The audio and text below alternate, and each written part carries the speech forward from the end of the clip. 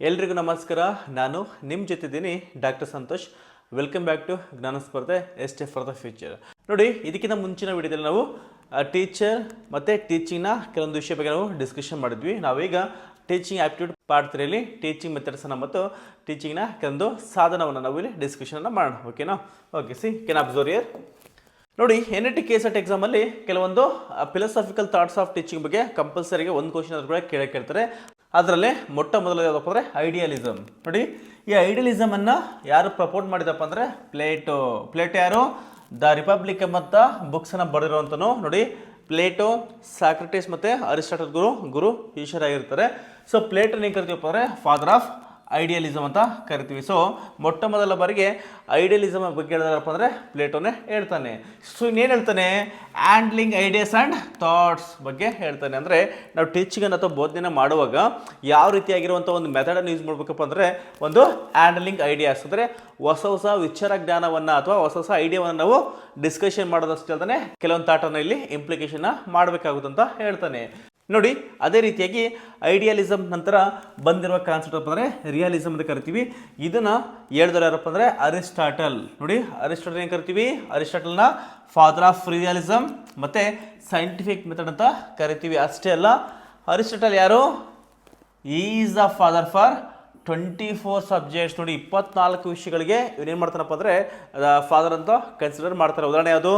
Political science, geography, zoology, philosophy, ಈ ರೀತಿಯಾಗಿ 24 ವಿಷಯಗಳಿಗೆ ಇವನನ್ನು ಫಾದರ್ ಅಂತ ಕನ್ಸಿಡರ್ ಮಾಡ್ತಾರೆ. ಇವನೇನು ಹೇಳ್ತಾನೆ? ಇವನು ಐಡಿಯಾ ಬದಲಾಗಿ ಅಂದರೆ ಐಡಿಯಲಿಸಮ್ ಬದಲಾಗಿ ರಿಯಲಿಸಮ್ ಬಗ್ಗೆ ಹೆಚ್ಚಿನ ಒತ್ತನ್ನು ಕೊಡಬೇಕು. ಅಂದರೆ ಐಡಿಯಲಿಸಮ್ ಅಂದರೆ ಏನು? Just like a assumption. So idealism ಅನ್ನೋದು it just like a based on the assumption ಮಾಡ್ಕೋಬೇಕಾಗುತ್ತೆ. ಬಟ್ ಅರಿಸ್ಟಾಟಲ್ ಹೇಳ್ತಾರಪ್ಪ ಅಂದರೆ ಇದು ಅಸಂಪ್ಷನ್ನ ಬದಲಾಗಿ ರಿಯಲಿಸಮ್ ಅಂದರೆ ರಿಯಲ್ ವರ್ಡ್ ಅಥವಾ ರಿಯಲ್ ಫ್ಯಾಕ್ಟ್ನ ಬಗ್ಗೆ ನಾವು ಸ್ಟಡಿ ಮಾಡಬೇಕಂತ ಹೇಳ್ತಾನೆ. ಹಂಗಂದ್ರೆ ಏನು? So is giving the concept of teaching, logical teaching, science ಮತ್ತು ಮ್ಯಾಥಮೆಟಿಕ್ಸ್ ಬಗ್ಗೆ ಏನು ಮಾಡಬೇಕು? ಟೀಚಿಂಗಲ್ಲಿ ಹೇಳ್ಬೇಕು ಅಂತ ಇವನು ಪ್ರತಿಪಾದನೆಯನ್ನು ಮಾಡ್ತಾನೆ. ಅದೇ ರೀತಿಯಲ್ಲಿ ಯಾರು? ಪ್ರಾಗ್ಮೆಟಿಸಮ್ ಅಥವಾ ಎಕ್ಸ್ಪಿರಿಮೆಂಟಿಸಮ್ ಅಂತ ಕರಿತೀವಿ. ಇದನ್ನು ಹೇಳಿದ್ರಪ್ಪ ಚಾರ್ಲ್ಸ್ ಸ್ಯಾಂಡರ್ಸ್ ಮತ್ತು ಜಾನ್ ಡ್ಯುವೇನ್ ಅವರು ಇಬ್ಬರು ಹೇಳ್ತಾರೆ. ಇವ್ರ ಪ್ರಕಾರ ಏನು? ನೋಡಿ, ಇವ್ರ ಪ್ರಕಾರ ಐಡಿಯಲಿಸಮ್ ಕೂಡ ಬೇಡ ಮತ್ತು ರಿಯಲಿಸಮ್ ಕೂಡ ಬೇಡ, ಅದರ ಬದಲಾಗಿ ಎಕ್ಸ್ಪಿರಿಮೆಂಟಲ್ ವರ್ಡ್ ಆಗಿ ಎಜುಕೇಷನ್ ಅನ್ನೋದು ಇರಬೇಕು ಅಂತ ಹೇಳ್ತಾರೆ. ಸೊ ಅಂದರೆ ಏನು? ಸೊ ಪ್ರೋಗ್ರೆಸ್ ಅಲ್ಲಿ ಮಾಡುವಂಥ ಟೀಚಿಂಗ್ ಮೆಥಡಲ್ಲಿ ಇದೆಯಲ್ಲ, ಟೀಚಿಂಗ್ ಯಾವ ಥರ ಇರಬೇಕಂದ್ರೆ ಪ್ರೋಗ್ರೆಸಿವ್ ಆಗಿರಬೇಕು, ಅಬ್ಸರ್ವ್ಡ್ ಅಂದರೆ ರಿಯಲಿಸ್ಟಿಕ್ ಆಗಿರುವಂಥ ಅಬ್ಸರ್ವಿಂಗ್ ಇರಬೇಕು, ಮತ್ತು ಎಕ್ಸ್ಪೀರಿಯನ್ಸ್ಡ್ ಅಲ್ಲಿರುವಂಥ ಸೈಂಟಿಫಿಕ್ ಮೆಥಡನ್ನು ಯೂಸ್ ಮಾಡಬೇಕು. ಅಷ್ಟೇ ನೋಡಿ, hands on problem solving and projects ಇದಕ್ಕೆ ಉತ್ತಮವಾಗಿರುವಂಥ ಉದಾಹರಣೆ. ಸೊ ಈ ರೀತಿಯಾಗಿ ಏನು ಹೇಳ್ತಾರಪ್ಪ ಅಂದರೆ ಪ್ರಾಗ್ಮೆಟಿಸಮಲ್ಲಿ ಚಾರ್ಲ್ಸ್ ಸ್ಯಾಂಡರ್ಸ್ ಮತ್ತು ಜಾನ್ ಡ್ಯುವೆ ಅವರು ಹೇಳ್ತಾರೆ. ಅದೇ ರೀತಿಯಲ್ಲಿ ಇನ್ನೊಂದಿದೆ ಎಕ್ಸಿಸ್ಟೆನ್ಷಿಯಲಿಸಮ್ ಅಂತ ಇದೆ. ಇದು ಯಾವುದು? ಐಡಿಯಲಿಸಮ್, ರಿಯಲಿಸಮ್ ಮತ್ತು ಅದು ಪ್ರಾಗ್ಮೆಟಿಸಮ್ ನಂತರ ಬಂದಿರುವಂಥ ಕಾನ್ಸೆಪ್ಟ್ ಆಗಿದ್ದು. ಇವ್ರೇನು ಹೇಳ್ತಾರಪ್ಪ ಅಂದರೆ ನೇಚರ್ ಆಫ್ ರಿಯಾಲಿಟಿ ಎಕ್ಸಿಟ್ಸ್, ಏನು ಎಕ್ಸಾಕ್ಟಾಗಿದೆ ಅದನ್ನು ಹೇಳುವ ಮೂಲಕ ಜನರಲೈಸನ್ನು ಮಾಡಬೇಕಂತ ಇವರು ಪ್ರತಿಪಾದನೆನ ಮಾಡ್ತಾರೆ. ಸೊ ಈ ರೀತಿಯಾಗಿ 4 ಟೀಚಿಂಗ್ ಮೆಥಡ್ಗಳು ಬರ್ತವೆ. ಇನ್ನು ಓವರಾಲ್ ಆಗಿ ನಾವು ಟೀಚಿಂಗ್ ಮೆಥಡಲ್ಲಿ ಕಂಪಲ್ಸರಿ ಅಬ್ಸರ್ವ್ ಮಾಡ್ಬೋದು ನೀವು NET KSET. ಸೊ ಇಂಡಕ್ಟಿವ್ ಮತ್ತು ಡಿಡಕ್ಟಿವ್ ಮೆಥಡ್ ಅಂತ ಕೇಳ್ತಾರೆ. ಬಹಳ ಇಂಪಾರ್ಟೆಂಟ್. ನೋಡಿ, ಇಲ್ಲಿ ಕನ್ಫ್ಯೂಸ್ ಆಗುವಂಥ ಯಾವುದೇ ರೀತಿಯಾಗಿರುವಂಥ ಅಂಶ ಇಲ್ಲ ಇದರಲ್ಲಿ. ಇಂಡಕ್ಟಿವ್ ಮೆಥಡ್ ಅಂದ್ರೆ ಏನು? ಸೊ ಇಂಡಕ್ಟಿವ್ ಅಂದರೆ start with specific example point. Okay, specific ಪಾಯಿಂಟಿಂದ ನಾವು ಸ್ಟಾರ್ಟ್ ಮಾಡಬೇಕು. ಬಟ್ ಆದರೆ ಫಾರ್ಮುಲೇಟ್ ಜನರಲ್ ಥಿಯರಿ ಅಂದರೆ ನೋಡಿ, ಇದನ್ನು ಈಗಿದೆಯಲ್ಲ ನಾವು ವಿ ಹ್ಯಾವ್ ಟು ಬಿ ಏನು ಜನರಲ್ ಥಿಯರಿಯ ಬಗ್ಗೆ ಏನು ಮಾಡ್ಬೇಕು? ನಾವು ಅದನ್ನು ಫಾರ್ಮುಲೇಷನನ್ನು ಮಾಡಬೇಕು. ಅಂದರೆ ಸ್ಟಾರ್ಟ್ ವಿತ್ ಸ್ಪೆಸಿಫಿಕ್ ಎಕ್ಸಾಂಪಲ್ನ ಸ್ಟಾರ್ಟ್ ಮಾಡಿ ಫಾರ್ಮುಲೇಟ್ ಜನರಲ್ ಥಿಯರಿ ಮಾಡಬೇಕು. ನೋಡಿ, ಇದು ಕಂಪಲ್ಸರಿ ನೆನ್ಪಿಟ್ಕೊಳ್ಳಿ. ಇಂಡಕ್ಟಿವ್ ಮೆಥಡ್ ಅನ್ನೋದು ಏನು? ಇದು ಸ್ಟೂಡೆಂಟ್ ಸೆಂಟ್ರಿಕ್ ಅಥವಾ ಸೆಂಟ್ರೆಡ್ ಅಪ್ರೋಚ್ ಆಗಿದೆ. ಓಕೆನಾ? ಇದಕ್ಕೆ ಆಪೋಸಿಟ್ ಬನ್ನಿ, ಯಾವುದು? Deductive method. ನೋಡಿ, ಇದು ಇಂಡಕ್ಟಿವ್, ಅದು ಡಿಡಕ್ಟಿವ್. ಡಿಡಕ್ಟಿವ್ ಏನಪ್ಪ ಅಂದರೆ ಸ್ಟಾರ್ಟ್ ವಿತ್ ಜನರಲ್ ಥಿಯರಿ. ನೋಡಿ, ಜನರಲ್ ಥಿಯರಿ ಇದೆ. ಓಕೆನಾ? ಸೊ ಜನರಲ್ ಥಿಯರಿ ಇದೆ. ಬಟ್ ಏನು ಹೇಳ್ತಾನೆ? Present specific examples. ನೋಡಿ, ಸ್ಪೆಸಿಫಿಕ್ ಎಕ್ಸಾಂಪಲ್. ಸೊ ನೋಡಿ, ಅಬ್ಸರ್ವ್ ಮಾಡಿ, the both are totally opposite. ಇದೇನು ಹೇಳುತ್ತೆ? ಸ್ಟಾರ್ಟ್ ವಿತ್ ಸ್ಪೆಸಿಫಿಕ್ ಎಕ್ಸಾಂಪಲ್ ಅನ್ನು ಹೇಳಿ ಜನರಲ್ ಥಿಯರಿಯನ್ನು ಹೇಳ್ಬೇಕಂತ ಹೇಳುತ್ತೆ. ಇದೇನು ಹೇಳುತ್ತೆ? ಜನರಲ್ ಥಿಯರಿನ ಸ್ಟಾರ್ಟ್ ಮಾಡೋ ಮೂಲಕ ಸ್ಪೆಸಿಫಿಕ್ ಎಕ್ಸಾಂಪಲ್ ನಾವು ಎಕ್ಸ್ಪ್ಲೇನ್ ಮಾಡ್ಬೇಕಂತ ಹೇಳುತ್ತೆ. ಅಷ್ಟೇ ಅಲ್ಲ, ಅದು ಇಂಡಕ್ಟಿವ್ ಮೆಥಡ್ ಅನ್ನೋದು ಏನಿದು? ಇದು ಸ್ಟೂಡೆಂಟ್ ಸೆಂಟ್ರೆಡ್ ಅಪ್ರೋಚ್ ಆದರೆ ಇದು ಟೀಚರ್ ಸೆಂಟ್ರೆಡ್ ಅಪ್ರೋಚ್ ಆಗಿದೆ. ನೋಡಿ, ಟೋಟಲ್ ಅಪೋಸಿಟ್ ಆಗಿದೆ. ಈ ರೀತಿಯಾಗಿ ಸೊ ಟೀಚಿಂಗ್ ಮೆಥಡ್ ಅಂತ ಬಂದ ಒಂದು ಇಂಡಕ್ಟಿವ್ ಮೆಥಡ್ ಮತ್ತು ಡಿಡಕ್ಟಿವ್ ಮೆಥಡ್ ಅಂತ ಕರಿತೀವಿ. ಹಾಗಾದರೆ ಸ್ಟೆಪ್ಸ್ಗಳು ಏನು ಅಂತ ನೋಡಿ. ಇಂಡಕ್ಟಿವ್ ಮತ್ತು ಡಿಡಕ್ಟಿವ್ ಮೆಥಡ್ ಇರುವಂಥ ಕೆಲವು ಸ್ಟೆಪ್ಸನ್ನು ಅಬ್ಸರ್ವ್ ಮಾಡಿ. ಸೊ ಫಸ್ಟಿಗೆ ನಾವು ಇಂಡಕ್ಟಿವ್ ಮೆಥಡನ್ನು ಅಬ್ಸರ್ವ್ ಮಾಡೋಣ. ನೋಡಿ, ಇಂಡಕ್ಟಿವ್ ಮೆಥಡಲ್ಲಿ 6 ಸ್ಟೆಪ್ಸ್ ಬರ್ತವೆ. ಒಂದು recognisation of the problem. First ಏನು ಮಾಡಬೇಕು, ಇಂಡಕ್ಟ್ ಅಂದ್ರೇನು, ಸ್ಪೆಸಿಫಿಕ್ ಎಕ್ಸಾಂಪಲ್ ನಾವು ಜನರಲ್ ಥಿಯರಿಯನ್ನು ಸ್ಟಡಿ ಮಾಡಬೇಕಪ್ಪ ಅಂದರೆ ಏನು ಮಾಡಬೇಕು, ಸ್ಪೆಸಿಫಿಕೇಶನ್ ಆಫ್ ದ ಪ್ರಾಬ್ಲಮ್ ಅಂತ ಹೇಳ್ಬೋದು. ನೆಕ್ಸ್ಟು ಏನು ಮಾಡೋದು, ದತ್ತಾಂಶಗಳ ಸರ್ಚನ್ನು ಮಾಡೋದು. ನೋಡಿ, searching of the data. Next organisation of the data, ಅಂದರೆ ನಾವು ಸರ್ಚ್ ಮಾಡಿರುವಂಥ ದತ್ತಾಂಶ ಇದೆಯಲ್ಲ ಅದನ್ನು ಏನು ಮಾಡ್ಬೇಕಂದ್ರೆ ಒಂದು ರೀತಿಯಾಗಿ ನಮಗೆ ಬೇಕಾದ ರೀತಿಯಲ್ಲಿ ಅಂದರೆ ನಮ್ಮ ಉದ್ದೇಶ ಅನುಸಾರವಾಗಿ ಅದನ್ನು ಆರ್ಗನೈಸನ್ನು ಮಾಡ್ಕೋಬೇಕಾಗುತ್ತೆ. Next farming tentative solution. ಯಾವುದಕ್ಕೆ ನಾವು ಏನು ಪ್ರಾಬ್ಲಮ್ನ ಐಡೆಂಟಿಫೈ ಮಾಡ್ತೀವಿ ಅದಕ್ಕೆ ಟೆಂಟೇಟಿವ್ ಸೊಲ್ಯೂಷನ್ ನಾವು ಫಾರ್ಮನ್ನು ಮಾಡ್ಕೋಬೇಕಾಗುತ್ತೆ. ನೆಕ್ಸ್ಟು ಎಲಿಮಿನೇಷನ್ ಅಂದ್ರೇನು, ನಮಗೆ ಬಂದಿರುವಂಥ ರಿಸಲ್ಟ್ ಇದೆಯಲ್ಲ ರಿಸಲ್ಟ್ನ ಎಲಿಮಿನೇಷನ್ ಮಾಡಬೇಕಂದ್ರೆ what you are found in the result whether it is be right or wrong ಅಂತ ಇದನ್ನ ಎಲಿಮಿನೇಷನ್ ಮಾಡಬೇಕಾಗುತ್ತೆ. ಲಾಸ್ಟ್ಗೆ ವೆರಿಫಿಕೇಷನ್. ನೋಡಿ, ಈ ರೀತಿಯಾಗಿ ಏನು ಸ್ಪೆಸಿಫಿಕ್ ಎಕ್ಸಾಂಪಲಿಂದ ಜನರಲ್ ಥಿಯರಿನ ನಾವು ಏನು ಫಾರ್ಮುಲೇಟ್ ಮಾಡಬೇಕಾದ್ರೆ ಈ ಥರ 6 ಸ್ಟೆಪ್ ನಾವು ಮಾಡಬೇಕಾಗುತ್ತೆ ಇದರಲ್ಲಿ ಇಂಡಕ್ಟಿವ್ ಮೆಥಡಲ್ಲಿ. ಈಗ ಆಪೋಸಿಟ್ ಬನ್ನಿ, ಡಿಡಕ್ಟಿವ್ ಮೆಥಡಲ್ಲಿ ಏನಾಗುತ್ತೆ, ಒಂದು ಸ್ಟೆಪ್ ನೋಡಿ, ಇದೇನಾಗುತ್ತೆ, 6 ಇದೆ, ಇಲ್ಲಿ 5 ಇದೆ. ಇಲ್ಲೇನು ಮಾಡ್ತೀವಿ, ಇಲ್ಲಿ ಕೂಡ ಅಷ್ಟೇ ಸೇಮು, ಸ್ಪೆಸಿಫಿಕೇಶನ್ ಅಥವಾ ರೆಕಗ್ನೇಷನ್ ಆಫ್ ದ ಪ್ರಾಬ್ಲಮ್, ಒಂದು ಸಮಸ್ಯೆನ ಐಡೆಂಟಿಫೈ ಮಾಡಬೇಕಾಗುತ್ತೆ. ಸೆಕೆಂಡ್ ಕೂಡ ಸೇಮ್ ಏನೋ ದತ್ತಾಂಶಗಳ ಸರ್ಚನ್ನು ಮಾಡುವಂಥದ್ದು. ಓಕೆನಾ. ಬಟ್ ಅದರಲ್ಲಿ ಏನು ಮಾಡಿದ್ವಿ ನೋಡಿ, ನಮಗೆ ದೊರೆತಿರುವಂಥ ದತ್ತಾಂಶ ಏನು ಮಾಡಿದ್ವಿ, ನಮಗೆ ನಮ್ಮ ಉದ್ದೇಶಕ್ಕೆ ಅನುಸಾರವಾಗಿ ನಾವು ಅದನ್ನ ಆರ್ಗನೈಸನ್ನು ಮಾಡಿದ್ವಿ. ಬಟ್ ಇಲ್ಲೇನು ಮಾಡ್ತೀವಿ ನೋಡಿ, ರಿವ್ಯೂವಿಂಗ್. ಸೊ ನಮಗೆ ಇದರ ಬಗ್ಗೆ ಅಂದರೆ ಈ ಕಾನ್ಸೆಪ್ಟ್, ಈ ಸಮಸ್ಯೆ ಬಗ್ಗೆ ಇರುವಂಥ ರಿವ್ಯೂವನ್ನು ಮಾಡುವಂಥದ್ದು. ನೆಕ್ಸ್ಟ್ ಏನು ಮಾಡ್ತೀವಿ, ಫಾರ್ಮುಲೇಷನ್ ಆಫ್ ದ ಇನ್ಫರೆನ್ಸನ್ನು ಮಾಡಬೇಕಾಗುತ್ತೆ. ಲಾಸ್ಟ್ ನಾವು ವೆರಿಫಿಕೇಷನನ್ನು ಮಾಡ್ತೀವಿ. ಈ ರೀತಿಯಾಗಿ ನೋಡಿ, ಇಂಡಕ್ಟಿವ್ ಮೆಥಡ್ ಅಂದರೆ point to general, deductive method ಅಂದರೆ ಜನರಲ್ ಟು ಪಾಯಿಂಟ್ ಅಂತ ನೀವು ಅರ್ಥ ಮಾಡ್ಕೋಬೇಕು. Next micro teaching. ನೋಡಿ, ಮೈಕ್ರೋ ಟೀಚಿಂಗ್ ಬಗ್ಗೆ ಕೂಡ ತುಂಬ ಕ್ವಶನನ್ನು ಕೇಳಿದರೆ, ಮೈಕ್ರೋ ಟೀಚಿಂಗನ್ನು ಫಸ್ಟು ಅದನ್ನು ಏನು ಪ್ರಪೋಸ್ ಮಾಡಿದ್ರೆ ಯಾರಪ್ಪ ಅಂದರೆ ಡ್ವೈಟ್ ಅಲೆನ್ ಅನ್ನೋರು. ಸೊ ಡ್ವೈಟ್ ಅಲೆನ್ ಅನ್ನೋರು ಮೈಕ್ರೋ ಟೀಚಿಂಗ್ ಅನ್ನೋರು ಏನು ಮಾಡ್ತಾರೆ, ಪ್ರೆಸೆಂಟನ್ನು ಮಾಡ್ತಾರೆ. ಇಲ್ಲಿ ಏನು ಹೇಳ್ತಾರೆ ಸ್ಟೆಪ್ಸ್ ನೋಡಿ, ಇಲ್ಲಿ ಒಟ್ಟು 9 ಸ್ಟೆಪ್ಸ್ ಬರುತ್ತೆ. ಮೈಕ್ರೋ ಟೀಚಿಂಗನ್ನು ಮಾಡಬೇಕಂದ್ರೆ ಅಥವಾ ಮೆಥಡನ್ನು ಇನ್ವಾಲ್ವ್ಮೆಂಟ್ ಮಾಡ್ಕೋಬೇಕಂದ್ರೆ ಈ 9 ಸ್ಟೆಪ್ಸನ್ನು ನಾವು ಮಾಡ್ಕೋಬೇಕಾಗುತ್ತೆ. ಸ್ಟೆಪ್ಸ್ ಏನು ಹೇಳುತ್ತೆ, defining the skills. Defining the skill teaching ಮೆಥಡ್ಸಲ್ಲಿ ಬಂದಾಗ ಏನು ವಿದ್ಯಾರ್ಥಿಗಳ ಮತ್ತು ಟೀಚರ್ನ ಇಬ್ಬರ ಏನು ಸ್ಕಿಲ್ಲನ್ನು ನಾವು ಡಿಫೈನಿಂಗನ್ನು ಮಾಡ್ಕೋಬೇಕಾಗುತ್ತೆ. ನೆಕ್ಸ್ಟ್ ಏನು, ಡಿಮಾನ್ಸ್ಟ್ರೇಟಿಂಗ್ ದ ಸ್ಕಿಲ್ಲನ್ನು ಡಿಮಾನ್ಸ್ಟ್ರೇಟಿಂಗನ್ನು ಮಾಡ್ಕೋಬೇಕಾಗುತ್ತೆ. ಮೂರದು ಪ್ಲಾನಿಂಗ್ ದ ಲೆಸನ್. ನೋಡಿ, ಭಾಳ ಇಂಪಾರ್ಟೆಂಟ್ ಇದು ತುಂಬ ಇಂಪಾರ್ಟೆಂಟ್. ಸೊ ಏನು, ಪ್ಲಾನಿಂಗ್ ದ ಲೆಸನ್ ನಾವು ಟೀಚಿಂಗ್ಗೆ ಮಾಡೋಕ್ಕಿಂತ ಮುಂಚೆ ಪ್ಲಾನಿಂಗ್ ಲೆಸನನ್ನು ಮಾಡ್ಕೋಬೇಕಾಗುತ್ತೆ. ನೆಕ್ಸ್ಟು ಟೀಚಿಂಗ್ ದ ಲೆಸನ್, ಆ ಪ್ಲಾನ್ ಮಾಡ್ಕೊಂಡಿರುವಂಥ ಲೆಸನ್ ಏನು ಮಾಡೋಕೆ ಈಗ ಟೀಚನ್ನ ಮಾಡಬೇಕಾಗುತ್ತೆ. ನೋಡಿ, ನೆಕ್ಸ್ಟ್ ಡಿಸ್ಕಷನ್. ನಾವು ಈಗ ಆಲ್ರೆಡಿ ಮಾಡಿರುವಂಥ ಟೀಚಿಂಗ್ ಇದೆಯಲ್ಲ ಅದನ್ನೇನು ಮಾಡೋಕೆ ನಾವು ಡಿಸ್ಕಷನ್, ಅಂದರೆ ಸ್ಟೂಡೆಂಟ್ ಟು ಟೀಚರ್ ಅಥವಾ ಟೀಚರ್ ಟು ಸ್ಟೂಡೆಂಟ್, ಈ ರೀತಿಯಾಗಿ ನಾವು ಡಿಸ್ಕಷನ್ ಮಾಡಬೇಕಾಗುತ್ತೆ. ನೆಕ್ಸ್ಟು ರೀಪ್ಲಾನಿಂಗ್. ಒಂದು ವೇಳೆ ಡಿಸ್ಕಷನ್ ಮಾಡಿದಾಗಲೂ ಕೂಡ if the teacher of found that ಆ ಸ್ಟೂಡೆಂಟ್ಗೆ ಆ ವಿಷಯ ತಲುಪಿಲ್ಲ ಅಂದರೆ ಏನು ಮಾಡಬೇಕು, ರೀಪ್ಲಾನಿಂಗನ್ನು ಮಾಡ್ಕೋಬೇಕು. ನೆಕ್ಸ್ಟು ರೀಟೀಚಿಂಗ್, ಮತ್ತೆ ಅದನ್ನು ರೀಟೀಚಿಂಗ್ ಮಾಡಬೇಕಾಗುತ್ತೆ. ಮತ್ತು ರೀಡಿಸ್ಕಷನ್. ನೋಡಿ, ಅಬ್ಸರ್ವ್ ಮಾಡಿ, ಅಂದರೆ ಅಬ್ಸರ್ವ್ ಮಾಡಿ ಇಲ್ಲೇನು ಮಾಡಿದ್ವಿ ನೋಡಿ, ಪ್ಲಾನಿಂಗ್ ಲೆಸನ್ ಮತ್ತು ಟೀಚಿಂಗ್ ಲೆಸನ್ ಡಿಸ್ಕಷನ್ ಅಂತ ಮಾಡಿದ್ವಿ. ಈಗೇನು ಮಾಡಿದ್ವಿ, ಪ್ಲಾನಿಂಗ್ ಲೆಸನ್ನ ರೀಪ್ಲಾನ್ ಮಾಡ್ಕೊಂಡ್ವಿ, ಟೀಚಿಂಗನ್ನು ರೀಟೀಚಿಂಗ್ ಮಾಡ್ಕೊಂಡ್ವಿ, ಡಿಸ್ಕಷನನ್ನು ರೀಡಿಸ್ಕಷನ್ ಮಾಡ್ತೀವಿ. ಲಾಸ್ಟ್ ಏನು ಮಾಡ್ತೀವಿ, repeating the cycle till achieve the goal. ಇದನ್ನು ನೋಡಿ, ಈ ಸೈಕಲ್ ಇದೆಯಲ್ಲ, ಈ ಸೈಕಲ್ ಅಂದರೆ ರಿಮೈನಿಂಗ್ ದ 4 ಪಾಯಿಂಟ್ಸ್ ಇದೆಯಲ್ಲ, ಈ ಪಾಯಿಂಟನ್ನು up to achieving the goal. ಆ ಟೀಚಿಂಗ್ನ ಗೋಲ್ ಏನಿರುತ್ತಲ್ವ ಅದು ಅಚೀವ್ ಆಗುತ್ತೆ ಅನ್ಕೊಬೇಕು, ರಿಪೀಟನ್ನು ಮಾಡಬೇಕಾಗುತ್ತೆ. ಇದನ್ನೇ ಕರಿತೀವಿ ಮೈಕ್ರೋ ಟೀಚಿಂಗ್ ಅಂತ ಕರಿತೀವಿ. ನೆಕ್ಸ್ಟು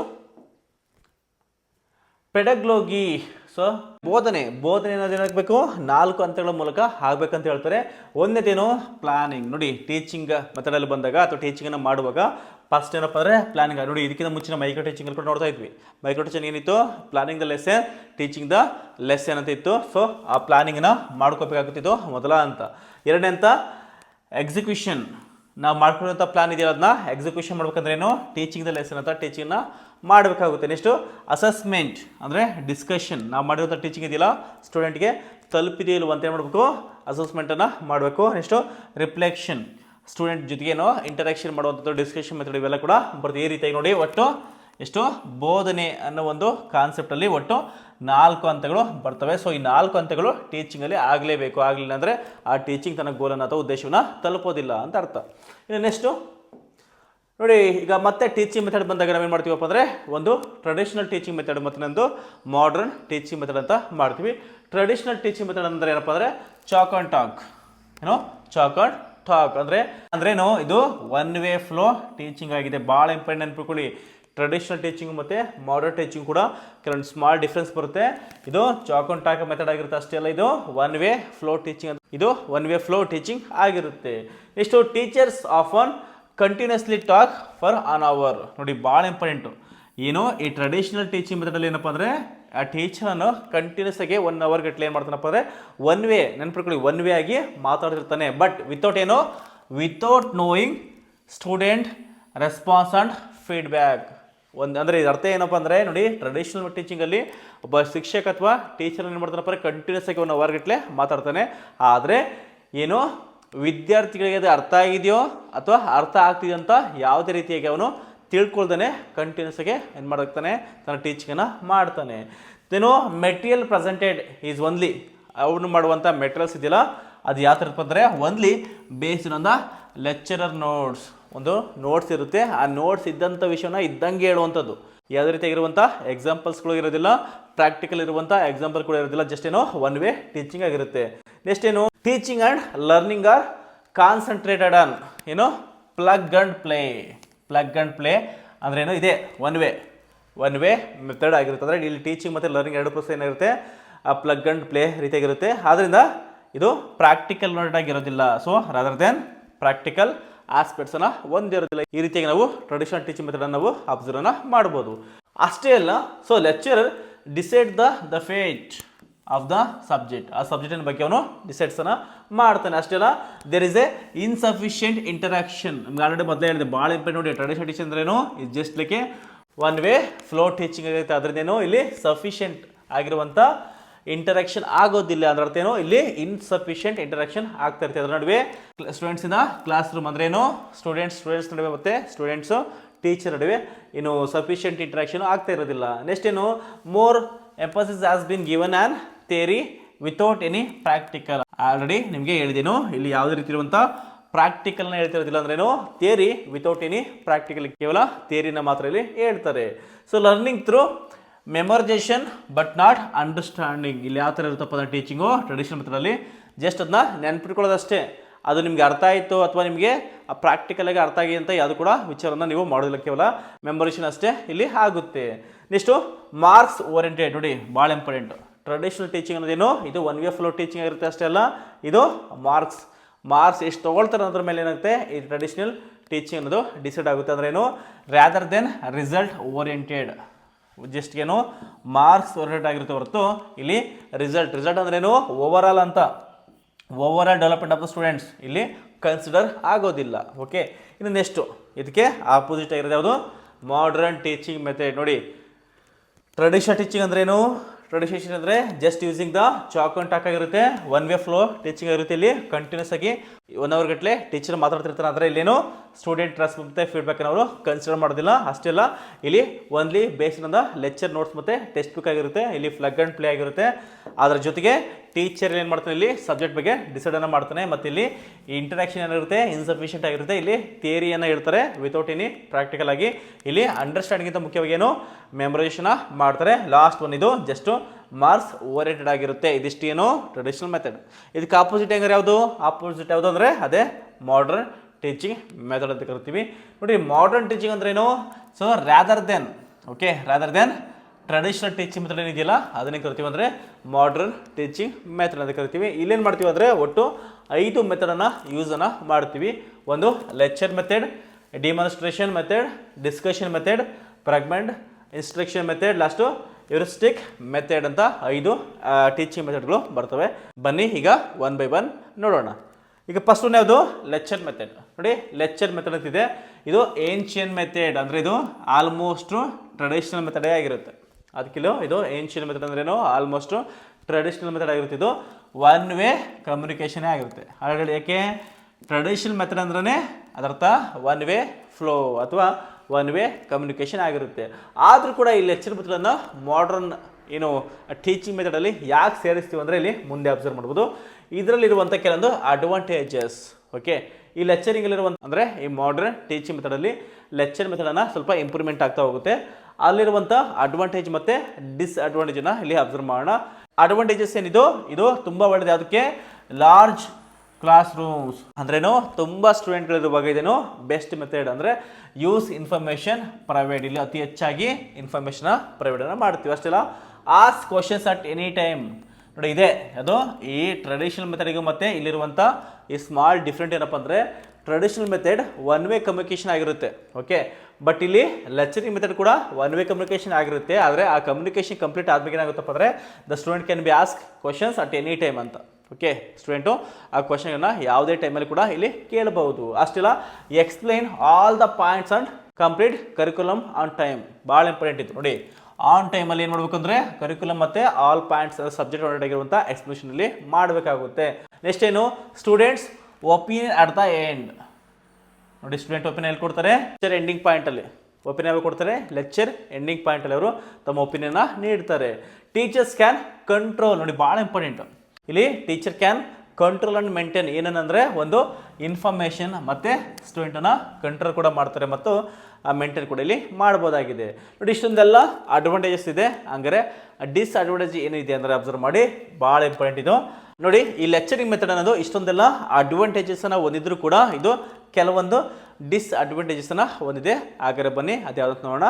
ಫಸ್ಟ್ ಒನ್ ಏನು, don't feel safe to ask questions. ಯಾಕಂದರೆ ಹೇಳಿದ್ರೆ ನಿಮಗಿದು ಒನ್ ವೇ ಕಮ್ಯುನಿಕೇಷನ್ಗೆ ಜಾಸ್ತಿ ಒತ್ತನ್ನು ನೀಡೋದ್ರಿಂದ ಇಲ್ಲಿ ಆ ಸ್ಟೂಡೆಂಟ್ಗಳಿಗೆ ಕ್ವಶನ್ ಕೇಳೋದ್ರಿಂದ ಏನಾಗುತ್ತೆ, ಸೇಫ್ ರೀತಿಯಾಗಿರುತ್ತ ಫೀಲ್ ಆಗೋದಿಲ್ಲ. ಅಂದರೆ they don't have the feel of safe, ಓಕೆನಾ. Next silent receiver of information. ಯಾಕೆ ಅದು ಹೇಳಿದ್ರೆ ನಿಮಗೆ ನೋಡಿ, they are not feeling safe ಅಲ್ವಾ, ಅದರಿಂದ ಏನಾಗುತ್ತೆ ಸೈಲೆಂಟ್ ರಿಸೀವರ್ ಆಫ್ ಇನ್ಫಾರ್ಮೇಷನ್. ಅಂದರೆ ಆ ಲೆಕ್ಚರ್ ಅಥವಾ ಟೀಚಿಂಗ್ ಮಾಡುವಾಗ whether information right or wrong, just they will receive ಅಷ್ಟೇ, ಓಕೆ. ನೆಕ್ಸ್ಟ್ ಮೂರನೇನು, ಬೋರಿಂಗ್ ಆ್ಯಂಡ್ ಅನ್ಪ್ರೊಡಕ್ಟಿವ್.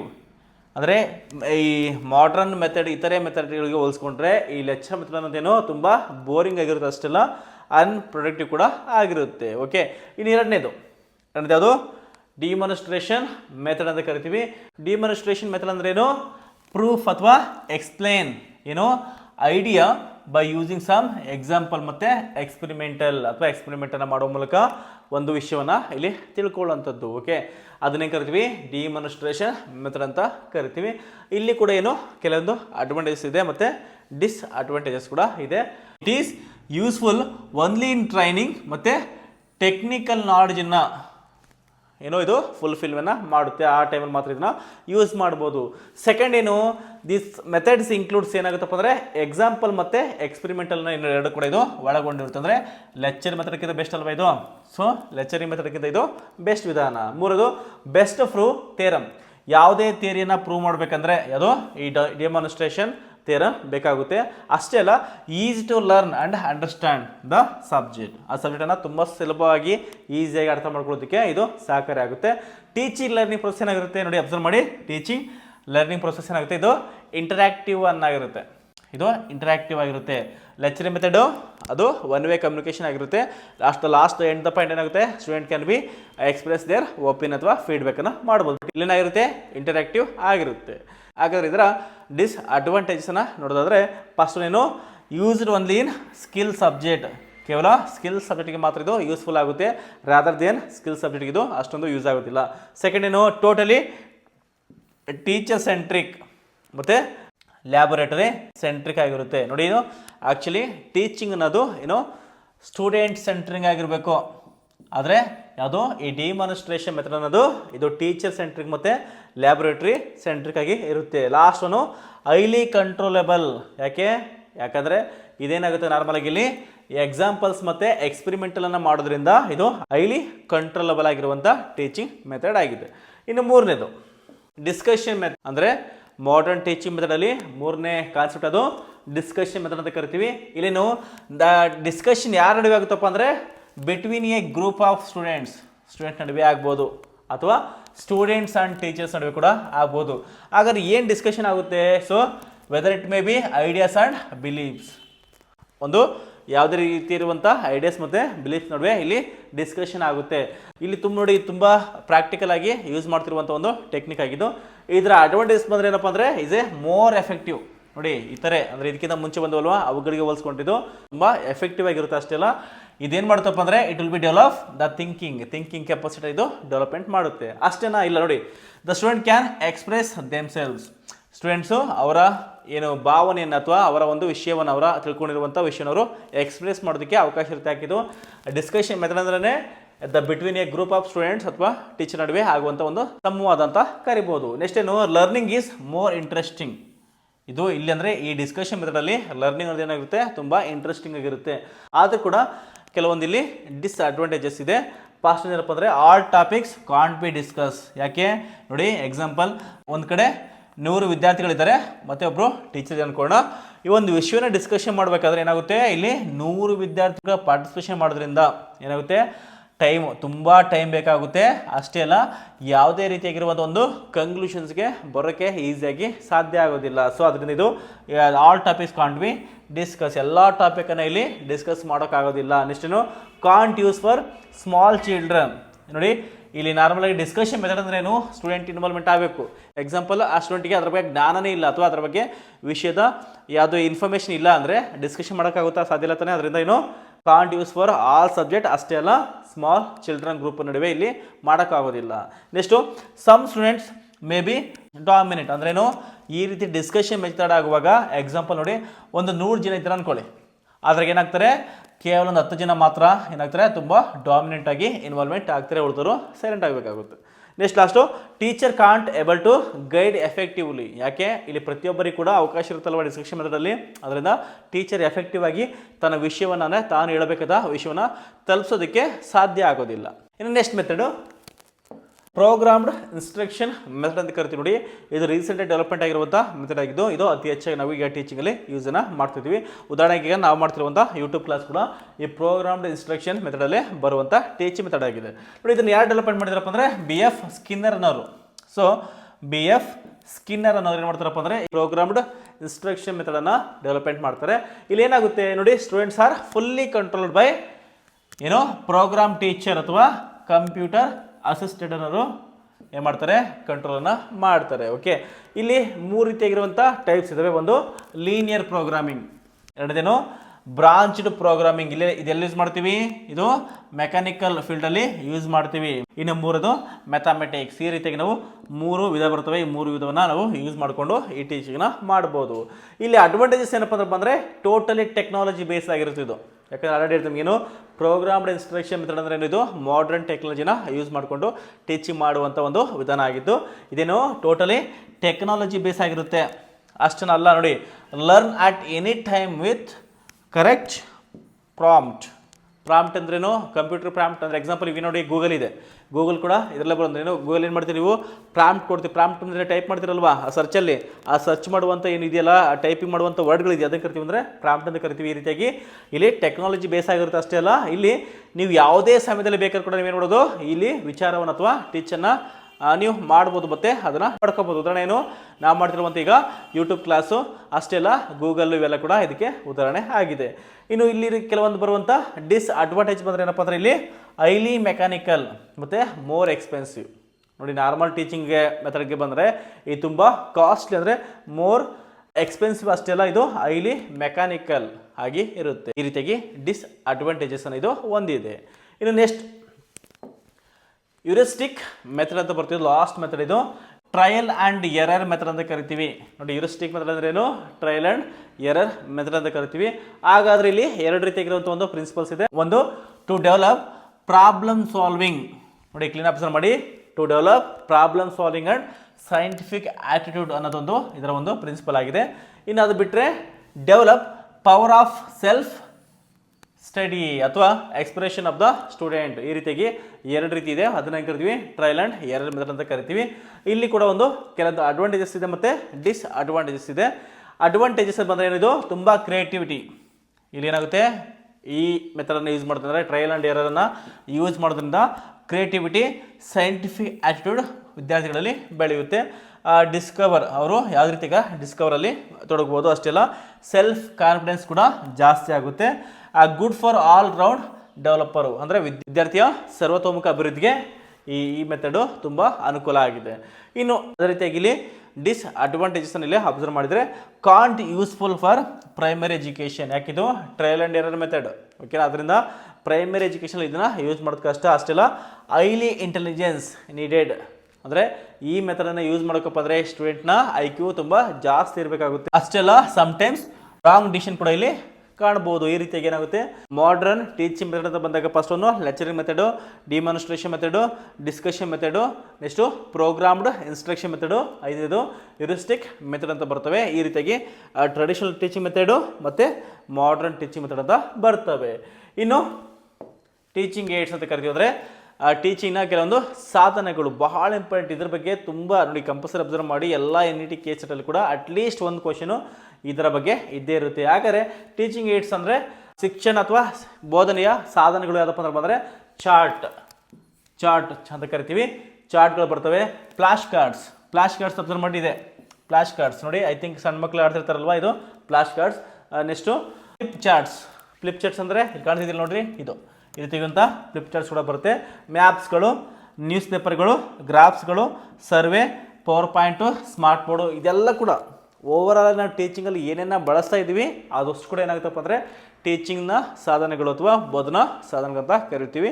ನಿಮಗೆ ಕ್ವಶನ್ ಹೆಂಗೆ ಕೇಳ್ತಾರಪ್ಪ ಅಂದರೆ ಈ ಥರ ಯಾವ್ದಾದ್ರು 4 ಆಪ್ಷನ್ ಕೊಟ್ಟು ಯಾವುದು ಈ ಕೆಳಗಿನಲ್ಲಿ ಟೀಚಿಂಗ್ನ ಸಾಧನ ಅಥವಾ ಬೋಧನಾ ಸಾಧನಗಳು ಅಲ್ಲ ಅಂತ ಯಾವ್ದಾದ್ರು 3 ಕೊಟ್ಟು ಒಂದು ಆಪ್ಷನ್ನ ರಾಂಗ್ ಕೊಡ್ತಾನೆ. ಅವಾಗ ನೀವು ಕ್ಲೀನಾಗಿ ಐಡೆಂಟಿಫೈ ಮಾಡಬೇಕು. ನೋಡಿ ಸಿಂಪಲಾಗಿ chart, flash card, flip charts, maps, news paper, graphs, survey, power point ಮತ್ತು ಸ್ಮಾರ್ಟ್ ಬೋರ್ಡ್ ಅಂದೇನು ಬೋಧನಾ ಸಾಧನಗಳು ಆಗಿದ್ದಾವೆ. ಇನ್ನು ಒಟ್ಟಾರೆ ಬೋಧನಾ ಸಾಧನಗಳನ್ನ ಏನು ಮಾಡ್ತೀವಿ ಅಂದರೆ ನಾವು 4 ರೀತಿಯಾಗಿ ನಾವು ಅದನ್ನು ಡಿವೈಡನ್ನು ಮಾಡ್ತೀವಿ. ಫಸ್ಟ್ ಒನ್ನು ವಿಜುವಲ್ ಸಾಧನಗಳು. ಯಾವುದಪ್ಪ ಅಂದರೆ ಚಾಕ್ ಬೋರ್ಡ್, ಏನು ಬ್ಲ್ಯಾಕ್ ಬೋರ್ಡ್ ಇರ್ತಲ್ವ, ಬ್ಲ್ಯಾಕ್ ಬೋರ್ಡ್ ಅಥವಾ ವೈಟ್ ಬೋರ್ಡು, ಅದು ಇದರಲ್ಲಿ ಬಂದರೆ ನೋಡೋದಕ್ಕೆ ಗ್ರಹಿಕಾ ಬೋಧನಾ ಸಾಧನಗಳು ಅಂತ ನಾವು ಇಲ್ಲಿ ಕರಿಬೋದು. ನೆಕ್ಸ್ಟು ಚಾರ್ಟ್ ಇರ್ತಾವಲ್ವ, ಮ್ಯಾಪ್ ಚಾರ್ಟ್ಗಳು, ಅವು ಡಯಾಗ್ರಾಮ್ಸು, ಸ್ಕೆಚಸ್ಸು, ಟೇಬಲ್ಸು, ಮಾಡಲ್ಸ್ ಇವಷ್ಟು ಕೂಡ ಬರ್ತವೆ ಈ ವಿಜುವಲ್ ಸಾಧನಗಳಲ್ಲೇ ಬರುತ್ತೆ. ಅಷ್ಟೇ ಅಲ್ಲ, motion pictures, film strips, photo clip, slides ಮತ್ತು ಗ್ರಾಫ್ ಮತ್ತು ಬುಲೆಟಿನ್ ಬೋರ್ಡ್ ಇವಷ್ಟು ಕೂಡ ಏನು ನೋಡಿ ಭಾಳ ಇಂಪಾರ್ಟೆಂಟ್. ಕ್ಲೀನ್ ಅಬ್ಸರ್ವ್ ಮಾಡಿ.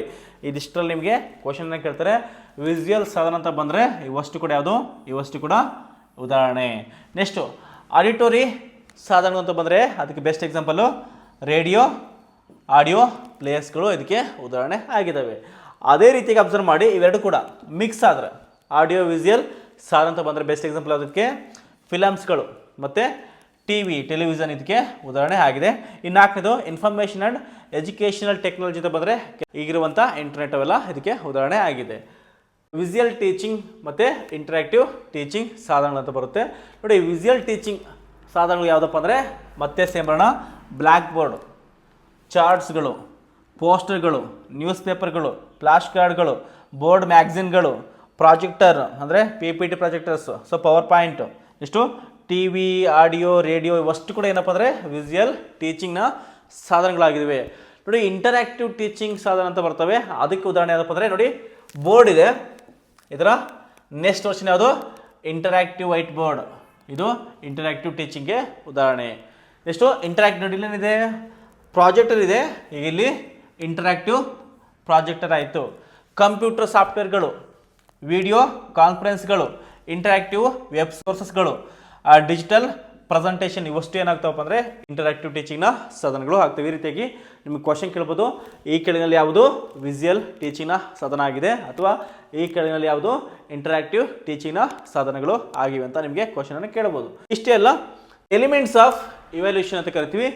ಒಂದು ಯಾವುದೇ ರೀತಿಯ ಟೀಚಿಂಗ್ನ ಇವ್ಯಾಲ್ಯೂಷನ್ ಮಾಡಬೇಕಂದ್ರೆ ನಮಗೆ ಎಷ್ಟು ಬೇಕು, 5 ರೀತಿಯಾಗಿ ಸ್ಟೆಪ್ಸ್ ಬೇಕಾಗುತ್ತೆ. ಒಂದು ಟೆಸ್ಟಿಂಗ್, ಸೊ ನಾವು ಮಾಡಿರುವಂಥ ಟೀಚಿಂಗ್ ಇದೆಯಲ್ಲ, ಟೀಚಿಂಗ್ ಇರ್ಬೋದು, ಯಾವುದೇ ರೀತಿಯಾಗಿರುವಂಥ ವಿಷಯದ ಬೋಧನೆ ಇರ್ಬೋದು, ಟೆಸ್ಟ್ಗಳನ್ನ ಮಾಡುವ ಮೂಲಕ ಏನು ಮಾಡ್ತೀವಿ, ಅದನ್ನು ಇವ್ಯಾಲ್ಯೂಷನ್ ಮಾಡ್ತೀವಿ. ನೆಕ್ಸ್ಟು ಮೆಜರ್ಮೆಂಟ್ಸ್, ಆ ಮೆಜರ್ಮೆಂಟನ್ನು ನಾವಲ್ಲಿ ಹಾಕೋಬೇಕಾಗುತ್ತೆ. ನೆಕ್ಸ್ಟು ಅಸೆಸ್ಮೆಂಟು, ಲಾಸ್ಟ್ಗೆ ಎಕ್ಸಾಮಿನೇಷನು, ನೆಕ್ಸ್ಟ್ ಲಾಸ್ಟ್ಗೆ ಅಪ್ರೈಸಲ್. ಈ ರೀತಿಯಾಗಿ ಎಷ್ಟು 5 ಹಂತಗಳ ಮೂಲಕ ನಾವೇನು ಮಾಡ್ತೀವಿ, ಇವ್ಯಾಲ್ಯೂಷನನ್ನು ಮಾಡ್ತೀವಿ. ಓವರಾಲ್ ಆಗಿ ಇವ್ಯಾಲ್ಯೂಷನ್ ಅಂದ್ರೇನು, ಮೆಜರ್ಮೆಂಟ್ ಪ್ಲಸ್ ವ್ಯಾಲ್ಯೂ ಜಡ್ಜ್ಮೆಂಟ್ ಅಂತ ಕರಿತೀವಿ. ನೋಡಿ ಮೆಜರ್ಮೆಂಟ್ ಅಂದರೆ ಏನಿದು, ಇದು ಕ್ವಾಂಟಿಟಿ, ಓಕೆ, ಇದು ಕ್ವಾಲಿಟಿ. ಸೊ ಈ ರೀತಿಯಾಗಿ ಒಬ್ಬ ವಿದ್ಯಾರ್ಥಿಯ ಸರ್ವತೋಮುಖ ಇವ್ಯಾಲ್ಯೂಷನ್ ಮಾಡುವಾಗ ಒಂದು ಮೆಜರ್ಮೆಂಟ್ ಮತ್ತು ವ್ಯಾಲ್ಯೂ ಜಡ್ಜ್ಮೆಂಟನ್ನು ನಾವು ನೋಡಬೇಕಾಗುತ್ತೆ. ಮೆಜರ್ಮೆಂಟ್ ಏನು, ಕ್ವಾಂಟಿಟಿ, ಕ್ವಾಂಟಿಟಿ ಮೆಸರ್ಮೆಂಟ್ ಅಂದರೆ ಏನು? ಮಾರ್ಕ್ಸು, ಅಟೆಂಡೆನ್ಸು, ಟೆಸ್ಟಿನ ಮಾರ್ಕ್ಸು ಈ ರೀತಿಯಾಗಿರುವಂಥ ಓವರಾಲು. ವ್ಯಾಲ್ಯೂ ಜಡ್ಜ್ಮೆಂಟ್ ಅಂದರೆ ಅವನ ಇತರೆ ಅಭಿವೃದ್ಧಿಯ ಇನ್ನು ತಂತ್ರ ಅಂತ ಕರಿತೀವಲ್ವಾ, ಇದಷ್ಟು ಕೂಡ ಎಲ್ಲಿ ಬರ್ತಪ್ಪ ಅಂದರೆ ಕ್ವಾಲಿಟಿ ನೇಚರ್ ಅಂತ ಬರ್ತದಲ್ಲಿ ವ್ಯಾಲ್ಯೂ ಜಡ್ಜ್ಮೆಂಟ್ ಅದನ್ನ ಕರಿತೀವಿ. ಕ್ವಾಲಿಟಿ ನೇಚರ್ ಅಂದ್ರೆ ಏನು? ಅವನ ನಡತೆ, ಅವನ ಬಿಹೇವಿಯರ್, ಅವನು ಇಂಟರಾಕ್ಷನ್, ಅವನ ಪಾರ್ಟಿಸಿಪೇಷನ್ ಈ ರೀತಿಯಾಗಿ ಕ್ವಾಲಿಟಿ ನೇಚರ್ ನಾವೆಲ್ಲಿ ಮಾಡ್ತೀವಿ? ವ್ಯಾಲ್ಯೂ ಜಡ್ಜ್ಮೆಂಟಲ್ಲಿ ನಾವು ನೋಡ್ತೀವಿ. ಸೊ ಹಾಗಾದರೆ ಈ ಇವ್ಯಾಲ್ಯೂಷನಲ್ಲಿ ಎಷ್ಟು ಟೈಪ್ಸ್ ಬರ್ತಾವೆ ಅಂದರೆ, ಒಂದು ಡಯಾಗ್ನಾಸ್ಟಿಕ್ಸ್, ಫಾರ್ಮೇಟಿವ್ ಮತ್ತು ಸಮೇಟಿವ್ ಅಂತ 3 ಟೈಪ್ ಬರ್ತವೆ. ಡಯಾಗ್ನಾಸ್ಟಿಕ್ ಅಂದ್ರೆ ಏನು? It is done in the beginning of teaching. ಭಾಳ ಇಂಪಾರ್ಟೆಂಟ್ ಅಬ್ಸರ್ವ್ ಮಾಡಿ. ಬಿಗಿನಿಂಗ್ ಆಫ್ ಲರ್ನಿಂಗ್ ಪ್ರೋಸೆಸ್ ಇದೆಯಲ್ಲ, ಆ ಟೈಮಲ್ಲಿ ಮಾಡೋದು ಹೆಂಗೆ ಕರಿತೀವಪ್ಪ ಅಂದರೆ ಡಯಾಗ್ನಾಸ್ಟಿಕ್ ಅಂತ ಕರಿತೀವಿ. ಅಂದ್ರೆ ಏನು? ಒಬ್ಬ ಟೀಚರ್ ಅಥವಾ ಟೀಚಿಂಗನ್ನು ಮಾಡುವಾಗ ವಿದ್ಯಾರ್ಥಿಗಳ ಆಸಕ್ತಿ ಮತ್ತು ವಿದ್ಯಾರ್ಥಿಗಳ ಸಮಸ್ಯೆಗಳನ್ನ ಸರಿಯಾಗಿ ಅರ್ಥ ಮಾಡಿಕೊಂಡು ಅದರ ಮೂಲಕ ಟೀಚಿಂಗನ್ನು ಮಾಡ್ತೀವಲ್ವಾ, ಅದನ್ನೇ ಕರಿತೀವಿ ಅಂದರೆ ಡಯಾಗ್ನಾಸ್ಟಿಕ್ ಇವ್ಯಾಲ್ಯೂಷನ್ ಅಂತ ಕರಿತೀವಿ. ಫಾರ್ಮೇಟಿವ್ ಅಂದರೆ it is concerned with the making decision related to development of student as well as a course. ಒಂದು ಕೋರ್ಸ್ನ ಟೀಚಿಂಗ್ ಬೋಧನೆಯನ್ನು ಕಂಪ್ಲೀಟ್ ಮಾಡೋ ಜೊತೆಗೆ ವಿದ್ಯಾರ್ಥಿಯ ಸರ್ವತೋಮುಖ ಅಭಿವೃದ್ಧಿಗೆ ಇದು ಸಹಕಾರಿ ಆಗುವಂಥ ಒಂದು ವಿಧಾನ. ಸಮೇಟಿವ್ ಅಂದ್ರೇನು? It is judgement about the finished process. ನೋಡಿ, ಇದು ಸ್ಟಾರ್ಟಿಂಗ್ ಪಾಯಿಂಟ್ ಆದರೆ ಇದ್ಯಾವುದು ಎಂಡಿಂಗ್. ಇದೇನು? ಇದು ಡಯಾಗ್ನಾಸ್ಟಿಕ್ ಇವ್ಯಾಲ್ಯೂಷನ್ ಆದರೆ ಇದೇನು? ಇದು ಸಮೇಟಿವ್ ಇವ್ಯಾಲ್ಯೂಷನ್ ಆಗುತ್ತೆ. ಈ ಮಧ್ಯೆ ಇದೆಯಲ್ಲ, ಇದಿಷ್ಟು ನಡುವೆ ಮಾಡ್ತೀವಿ, ಇದನ್ನೇ ಕರಿತೀವಿ ಅಂದರೆ ಇದನ್ನ ಫಾರ್ಮೇಟಿವ್ ಟೀಚಿಂಗ್ ಇವ್ಯಾಲ್ಯೂಷನ್ ಅಂತ ಕರಿತೀವಿ. ನೋಡಿ, ಈ ರೀತಿಯಾಗಿ ಟೀಚಿಂಗ್ನ ಓವರಾಲ್ ಕಾನ್ಸೆಪ್ಟ್ನ ನಾವಿಲ್ಲಿ ಡಿಸ್ಕಷನ್ ಮಾಡಿದ್ವಿ. ನೀವೇನು ಮಾಡಬೇಕು? ಇವುಗಳನ್ನ ಸರಿಯಾಗಿ ಅರ್ಥ ಮಾಡ್ಕೊಳ್ರಿ. ನಿಮಗೆ ಏನಾದರೂ ಡೌಟ್ಸ್ ಇದ್ದರೆ ನನ್ನ ಪರ್ಸನಲ್ ನಂಬರ್ಗೆ ನೀವು ಕಾಮೆಂಟ್ ಅಥವಾ ಟೆಸ್ಟನ್ನು ಮಾಡ್ಬೋದು. ಇಷ್ಟೇ ಅಲ್ಲ, ಇನ್ನು ಮುಂತಾದ ವಿಚಾರನ ನಾವು ಮುಂದಿನ ವಿಡಿಯೋದಲ್ಲಿ ನೋಡೋಣ. ಹಾಗಾದರೆ ಮತ್ತೆ ತಡ, ಬನ್ನಿ ಲೈಕ್, ಶೇರ್ ಆ್ಯಂಡ್ ಕಾಮೆಂಟ್ ಮಾಡಿ. ಮುಂದಿನ ವಿಡಿಯೋದಲ್ಲಿ ಸಿಗೋಣ. Thank you.